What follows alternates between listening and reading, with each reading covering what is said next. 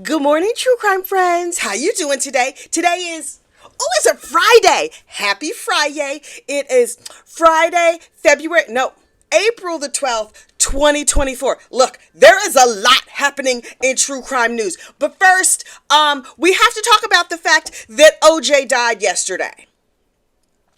That is all I have to say about that. Look, we had a verdict yesterday in the Nick Mew case. Listen, the Apple River stabbings. This is the case where this dude was like floating down the Apple River drunk like people are wont to do, apparently. I do not understand why they would be out in nature like that because nature is dangerous, but child, that's another story for another day. So, he was like, my friend lost his phone. I think those teenagers might have it. And he went over and was kind of like being obnoxious around some teenagers. Now, look, there is a lot of debate out here in these true crime streets as to whether or not Nick was in his right to go over and just start like splashing around and messing around with these teenagers. And I say he could go over there and look if he wants to. But teenagers, you know what they are? They're very teenagery. Oh, they got too much mouth. They got a lot to say. And then these teenagers were drinking some beer and smoking some weed and whatever, but apparently this is like the drinking beer, smoking weed river, because that's what people do over there. Okay, live your life, none of my business. But because they were drunk and because they were teenagery, they were like, you know what? Let's get this on video and let's be obnoxious. And I've seen people online upset at the behavior of these teenagers. These teenagers, yeah, they were pain in the neck. They were totally wrong. And then they was calling Nick all kinds of crazy names, saying that he was like a little Pedialyte and a kitty diddler and all that other kind of stuff. And he got big mad. So Nick came back and was like trying to stand up to them. And then when the teenagers stood back up, oh child, mayhem ensued. And Nick pulled out a knife and just like started stabbing people all up. And he stabbed a bunch of people. It was bad. But of course, it was caught on video. Look, these teenagers with the phones, they as bad as Ring cameras. Ring cameras out here solving crimes. If you don't know, you better find out because Ring camera basically solves half the crimes we cover. You know who solves the other half? Teenagers with iPhones. People are like, let me just, hey, good morning, how you doing? Just speak directly into my iPhone. I got that 4K. So I'm going to put this on the tubes of you, and then everybody's going to talk about it no matter how boring or how exciting it is. Only in this case, they captured a crime. So Nick stabbed up a bunch of people, and then he was like, okay, clearly, I feared for my life, so now I'm going to dispose of this knife and then lie about every single thing. And then he was like, okay, I'm done, unfortunately, unaliving a bunch of strangers who talk rude to me, so I'm going to go get in my inner tube and I'm going to float down the river. Okay, cool. And so they arrested him because they said he looked like the man who was doing the stabation. And he was like, really? That is shocking. Can you tell me what happened? And they were like, okay, we're going to tell you down at the police station now. We're going to need you to go right down here to this police station. We're going to sit you in this little room. Now, sir, you know you have the right to remain silent. Don't you, coochie coochie coo? Me and you were just friends. You look really innocent to me. Tell us everything. And so he's like, oh my goodness, some teenagers, what happened? One of them is dead. And I was just like, Nick, sir, Nick. I watched that interrogation video, and the interrogation video was very telling. First of all, Nick lied his pants off. He was like, the teenagers pulled a knife on me. They tried to pull my pants down. They were calling me bad names. Sir, what? Now, I understand that creative writing is sometimes a part of people's lives. But you know when you're not supposed to be creative? When you're talking to the popo about a crime that you committed. Okay. So he was like, I was just defending myself. And they did bad things to me. And so I just had to defend myself. And the cops were like, right, no, that is perfectly understandable. And then they saw the video of Nick smiling before he started to commit to stabbing up people. Sir, that's not how you're supposed to do. So he's been on trial all this week and people have been listening and the internet has been very divided. Like, was he the bad guy? Did the kids attack him? Did he attack the kids? So here's the thing. Here's my point of view. The kids were wrong. Nick was wrong. Nobody wrapped themselves in glory in this altercation. But Nick used too much force. He kind of instigated the situation. The kids amped it up, and then some other people came and amped it up. And instead of Nick taking that L of kids calling him bad names, he was like, I'm gonna teach these kids today. You know, he's all Mr. Get Off My Lawn. You will never ever convince me that this is his first act of violence. You just won't, because you don't go from like zero to completely homicidal like that. I don't know. Are there neighborhood cats missing? Are there people who he was just like, doing bad things to in the local community? I don't know. Something tells me this man was like evil and mean and punitive. Now, maybe this was a oopsie homicide for him. Okay, but sir, you wielded that knife very, very skillfully. Now listen, if I have to stab a steak, oh yeah, I know how to do that. I'm all about that life. But I'm like, I don't think this is Mr. Nick's first unaliving. Allegedly, don't sue me, but I don't know that he can sue me from prison. But anyway, so right before right before the case went to trial, his wife divorced him. Now I thought she was looking after her own interests, and let's be truthful, she probably was. She was like, they gonna sue us for wrongful death. And by us, I mean you. And so this marriage is until death do us part. Because you know what I'm not gonna do? Have a whole lot of debt behind some foolishness that you did. So this is what I'm gonna do. I'm gonna divorce you. I'm gonna separate our assets. And if you get found not guilty, then we can get remarried. Oh, we'll have a beautiful ceremony. I'm planting flowers in my hair right now. Only Nick Blue trial. Nick. Couple pro tips. Now listen, I know this is after the fact, and I'm telling you what you should do after the fact, but I'm saying these might have been some pro tips. Number 1, don't lie to the police. Number 2, don't lie on the stand. And even if you find yourself in this situation, show remorse. The only time he cried was when they was talking about his dog. I was like, sir. The jurors, they have eyes, and they were like, who is this picture? And he was like, that person, I unfortunately unalive. Who is this picture? That's my loving wife. Who is this picture? He's like, that's our little boy, our dog. Sir, I too am an animal lover. Oh, I love animals. Cats make me sneeze, but I still really, really love them, only from a great distance. But he only cried when he was talking about his dog, who he called his little boy. Sir. Okay. So when the verdict was read yesterday, the internet was inconsolable. They were just like, what? What is happening with the world? I can't believe it. You know what I said? Yeah, jury got it right. In my opinion, I think the jury got it right, because even if he was protecting himself, right, he used too much force. Like, you don't have to gut people. And in one case, the person had walked away and he went and sought them out and stabbed them and then threw the knife away. Sir, that's not self-defense. That's vengeance and retribution. And you know what you get for that? Life in prison. This dude is facing 60 years. 60 years! He's in his 50s. Basically, he got a life sentence. And here's the other thing that was really telling from the police interview. When they said, oh, somebody died, he said, my life is down the tubes. Sarah, you know who else's life is down the tubes? That dude that you unalived, the 17-year-old. He had a whole lot of life ahead of them, way more than you. So, sir, enjoy prison. I understand that you're sad now, but okay. Apparently, his wife was very, very upset. She was like, I had plans for flowers and the dress that I was going to wear, and now I'm going to be putting money on his books and getting him some zuzus and wham-whams over there in the prison. I wonder how long till she finds herself a new husband. You can love somebody and think the world of them, but also still be like, ooh, this bed is awful cold without you. And he's been locked up for 2 years now. She's like, oh, I'm going to call you every day. Them flowers I picked out, though, me and my new husband go, yeah. Act like she ain't got a new man. You know she got a new man. Quiet as it's kept. People over there in Waukesha, Wisconsin, if y'all got eyes on the wife, I'm saying don't spy on her. Don't go out of your way. But if you see her down at the Kroger holding a new man's hand, just hit me in my social medias. Get in my DMs and let me know. Because I highly suspect, my opinion only, that she got herself a new boo thing who does not like knives. Anyway. Over there in the back room, in the members only spaces, we have been talking about Megan Geyser. Now, Megan Geyser is this girl who was involved in the Slender Man case. This was 10 years ago, right?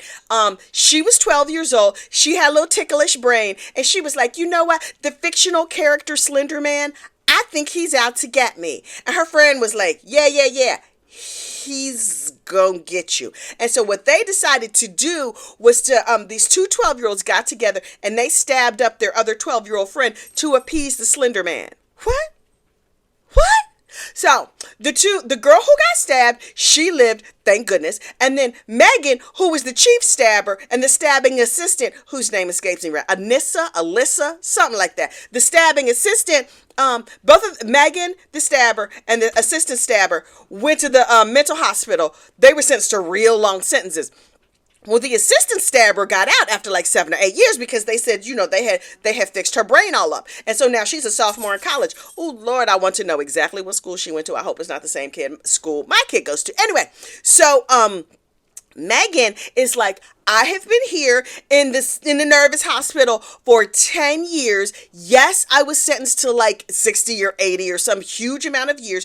But after 10 years, I think I'm good now. They have unticklished my brain, and I'm no longer schizophrenic or whatever other illnesses they have. And so 2 doctors got up there and was like, "You want to let her out? Nah. She needs to stay locked up." And then one doctor got up and was like, "She's fine. Nah. She should get a conditional release and she could go work in the community in like a coffee shop or whatever." And the judge was like, okay. I've heard everything that everybody has said, but I don't have to listen to none of y'all. So, no. And so Megan, and her brain is still, it got a little feathers still up there. They're like, try again later, girl, because this time you not ready. Part of the reason that she's not ready is that some of the like interventions and therapies or whatever that they had suggested for her, she's unwilling to do. Also, she says that she was never really schizophrenic, that she faked it. Did you fake stab that girl too? Girl, you faked it real. These dogs, stop it. They're fighting over a squeaky toy, trying to drive me crazy. Megan was, child, lost my train of thought. Oh my goodness. Please stop squeaking that. A brie. They're fighting over a brie from BarkBox. Damn BarkBox. Now BarkBox is never going to advertise with me. Anyway, Megan has refused to do certain things, and it's like, Megan, girl, listen. Now I know you're not watching this, although I don't know if they have the internet over there in the nervous hospital, but you should maybe do everything they say. If you're trying to get out and they're like, she could go be a barista. A barista where? She could be a barista on the grounds at the nervous hospital, not at the barista at my Starbucks, no ma'am. At the Dunkin' Donut, And they say that some of the situations at the hospital stress her out too much and she has trouble handling them. Let me get this straight. You have lived in a contained system for half of your life at this point, because she was 12 when the crime happened and now she's 22, and things over there at the nervous hospital freak her out and get her upset and all discombobulated. You know what's going to be worse? Being out here in these streets, being out here in real life is stressful, ma'am. Go on over there and stay in a nice padded room and go on and become a cafeteria worker, whatever you need to do. You could be a productive member of society over there, not over here. Thank you so much. Brian Kohberger's case is back in the news. Brian Kohberger is the dude who is accused of unfortunately unaliving 4 college students with a knife over there in Wisconsin someplace. And there's like a lockdown on information, so there hasn't been a ton of information that's gotten out about this trial. And they have a prosecutor who looks like Santa Claus, and they have a judge named Judge, and they have the defense attorney whose name is like Sharon Stone or something like that. Her name is like, no, Ann Taylor. Because suits. Anyway, Ann Taylor, I love Ann Taylor clothes. That means I'm old, because Ann Taylor was all the rage in the 80s. Anyway, Ann Taylor, not the lady who makes the clothes, but the Ann Taylor who is like a really, really good defense attorney. She's just like, we commissioned a survey and to see, like, is the jury pool going to be okay, or are they not going to be okay?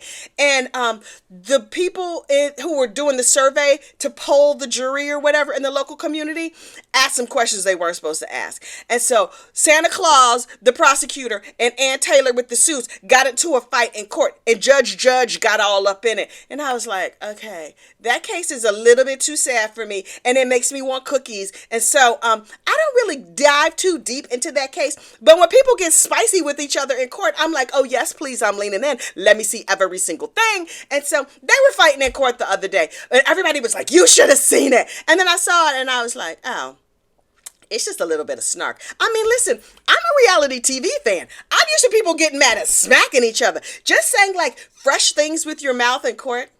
Okay. I mean, it does not move me, but okay, y'all want to fight? Go on and fight. Listen, last but certainly not least, Chad Daybell, trial day 2. Basically, more bad news. Chad, who was on trial for being a cult leader and unfortunately unaliving his wife, his first wife, and his second wife's children, because Chad, who looks like a thumb, and his second wife, who was a blonde bombshell, got together, and Chad was like, I would like to rub all my thumminess against her for all of eternity. Only all of eternity turned out to be just a couple months before they got arrested. And then the police captain or whatever, he's still on the stand and he's like, we found the bodies buried in Chad's backyard and the smell was really terrible and everything about this was bad. This is what I don't understand about this case, right? Like, number one, Chad was like, these details are terrible. Can I not look? Because it hurts my delicate sensibilities to have to look at the crimes that I partook in. Can I be excused? And the judge was like, no, you are accused of doing terrible things. You need to look. So he sat there in all his thumminess in court, like, looking very upset. Sir, you know who else is upset? Everybody who knew these people, everybody who knew you, because you're a terrible human being. So let that sink in for a minute. You're awful. And yes, you're going to have to sit there in court. Here's the thing, though. You know how this case came to light?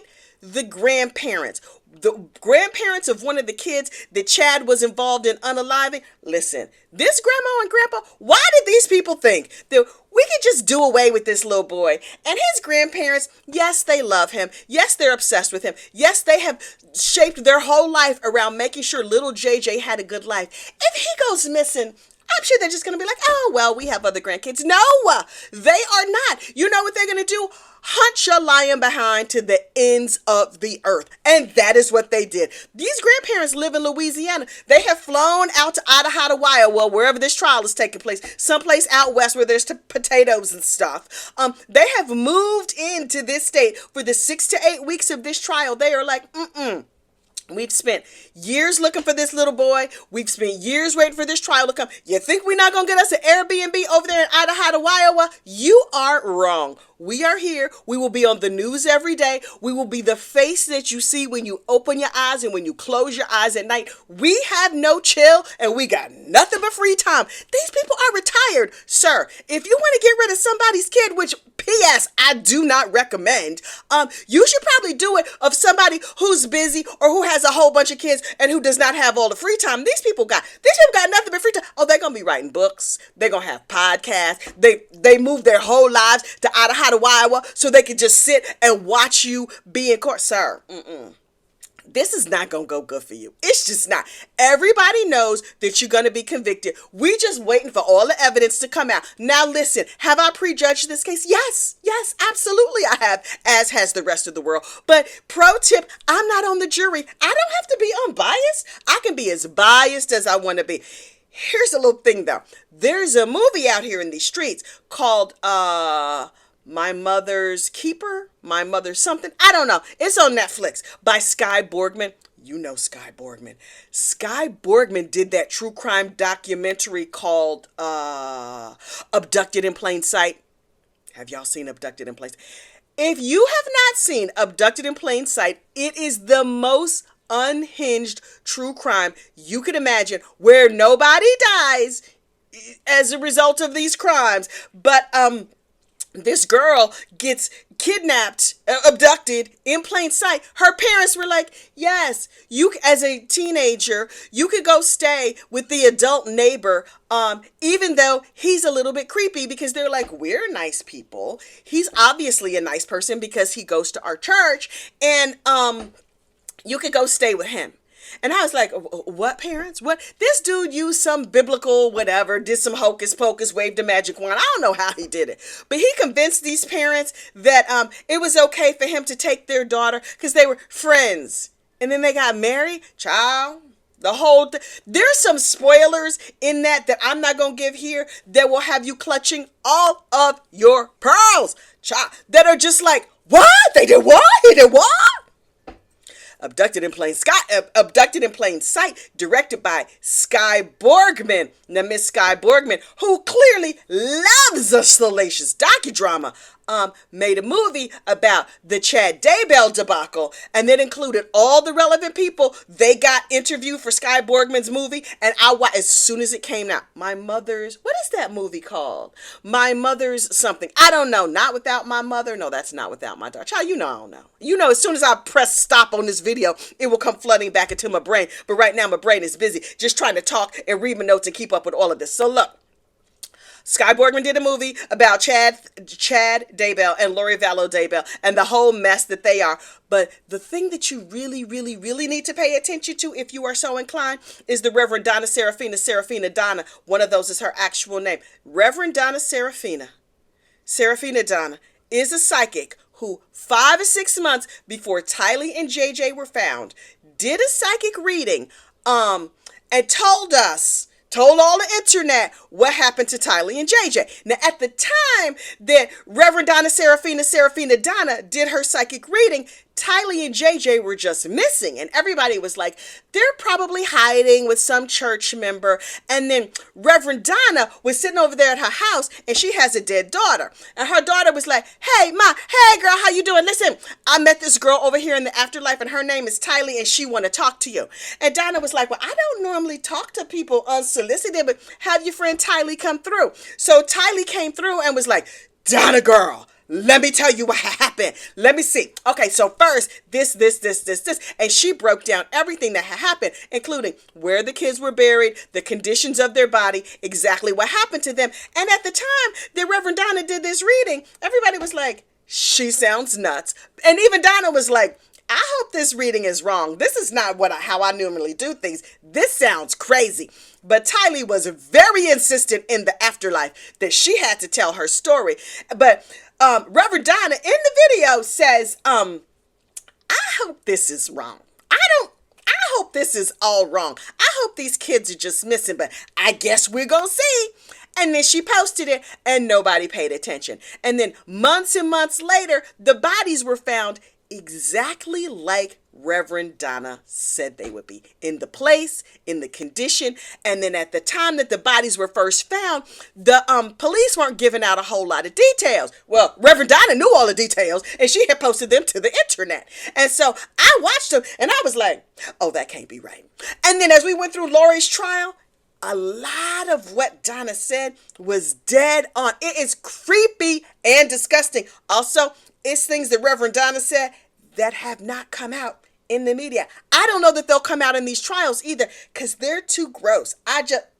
Ciao. Anyway, so I'm going to link Reverend Donna's psychic reading in the description box of this video, because it is creepy, but fascinating. You know I love something fascinating. Look, you know what else is fascinating? You for showing up on this madness that I call a YouTube channel. Listen, if you've watched this far, thank you so much for joining me. Don't forget to hit the like button, subscribe to the channel. You can even play bingo and you might win a prize. Look, we have these little challenge coins for our Gossip Core members. You could turn them into earrings. But one of the prizes that you get if you win at bingo is a challenge coin. You might get a red one. The red ones are almost gone. While supplies last on the red ones. I think I only have 2 or 3. The new purple ones just came in. See, they say gossip, rumor, and innuendo. You can let your nosy flag fly. All right. Y'all have a fantastic day. And I might see you tonight on a live. Honestly, it really depends what mood I'm in. But members, I'll see you all weekend like I always do. We get together in the back room. All right. I'll see y'all later. Bye.